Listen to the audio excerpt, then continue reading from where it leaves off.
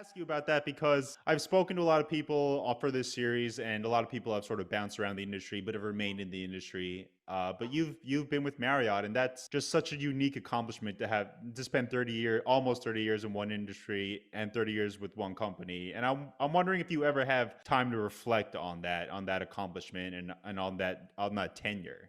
If you love what you do, you never work another day in your life. And that's really been my Marriott story. So, my very first Marriott job was in 1987 when I was in high school. And Marriott used to be in the amusement park business as well when we were a conglomerate. And I started out as a train driver. And one of my favorite memories from that. I was obviously literally fresh off the farm from the Midwest.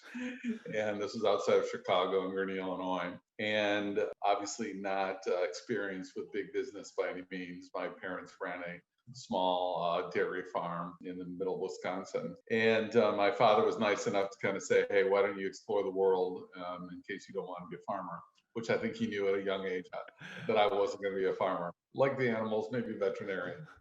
And I remember very distinctively, it was maybe my third or fourth week there, that Mr. Marriott Sr. and his wife were coming to visit the park.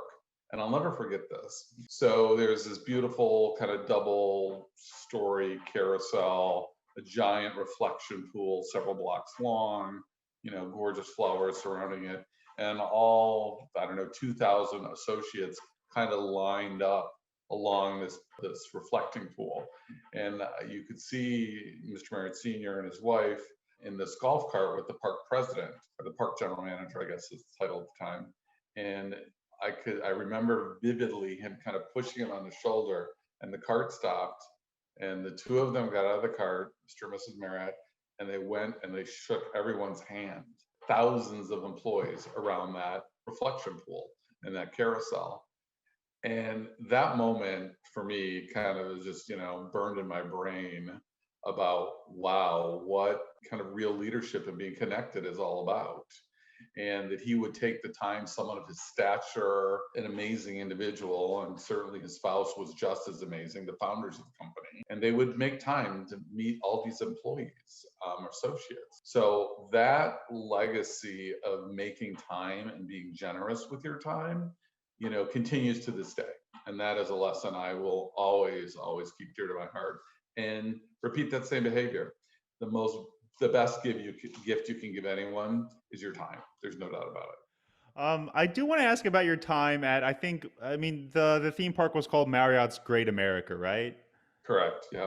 So you said you were a summer associate, like a high school Yeah. summer associate there. What was it like? What was it like? So I did some research on that because you spoke about this a little bit to me last summer, and I did a little research on the park. And it seemed to be sort of this place that Marriott hoped Midwesterners would flock to, like between Chicago and Milwaukee. But it wasn't open all year round, was it? Correct. What's interesting about the park was, and I think this just kind of speaks of the vision of the company and being innovative, it opened in 1976 to really celebrate the 200th anniversary of the country.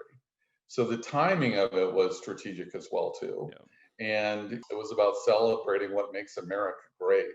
Our entrepreneurship, our diversity, the diversity in food and land and people, and having kind of family fun, right? It was an all Americana place that had great family values, the one outside of Gurnee and then the one outside of San Francisco. It was an interesting thing.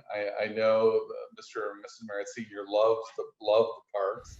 I'm not sure it was our best business model, but I think what everyone loved about it was a way to really put Marriott's values kind of forward and give lots of people lots of opportunities. I mean, there are folks I work with today who started there, and it spoke to workforce growth in a place that maybe didn't have something as exciting, right? And we've done that wherever we go in local communities where we can grow workforce. People are very, very loyal to that opportunity and staying with the company that did that for them.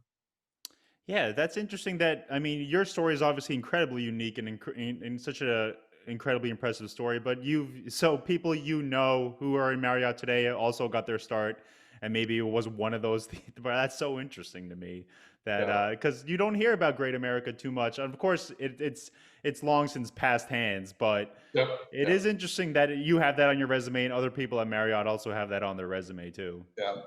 It was a special time in the company's history. We were a small hotel company back then. Yeah. But I remember about 2 years ago, the head of human resources, the Orlando World Center, retired from Marriott, and she was the person who interviewed me and hired me at Marriott's Great America. So it still became this small little world in a big company. Do you remember what any of the highlights of the park, or do you remember what the most popular attraction was at the park, or anything you can remember that sticks out in your mind? Sure. Well, I remember, very distinctly the American Eagle, which at the time was the longest double wooden racing roller coaster in the world. Okay. So every year in that business, you had to lay out a big chunk of capital to have something bright, new, and shiny that would attract those customers to come back year after year after year. So it was a capital intensive business. There's no doubt about that. Okay. So that was always very, very exciting. Every year we launched a new roller coaster or a new attraction. And the other thing too was like live entertainment. I mean, we had amazing entertainers and musicians. The place was just full of life. It had a sense of family and community, but yet really down to earth in its own sense of magic. So it was a special place, that's for sure. Yeah, because I think Andy Stewart, the former Norwegian CEO, had a similar story. I know he got us started in Norwegian as a very low level employee, and eventually he was CEO. And I just think these stories I hear these stories not super often in the travel industry, but it just seems very unique that people fall in love with both the industry and the company they work for. And it's nice to hear people like you and people like Andy speak about that, especially after the past year of COVID too. Yeah.